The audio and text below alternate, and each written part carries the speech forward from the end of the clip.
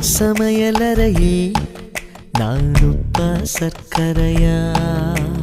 நீ படிக்கும் அறையில் நான் கண்களா புத்தகமா? உன் சமையலறையில் நான் உப்பா சர்க்கரையா? நீ படிக்கும் அறையில் நான் கண்களா புத்தகமா? நீ விரல்கள் என்றால் நான் நகமா மோதிரமா? நீ இதழ்கள் என்றால் நான் முத்தமா புன்னகையா? நீ அழகு என்றால் நான் கவியா ஓவியனா? உன் சமையலறையில் நான் உப்பா சர்க்கரையா?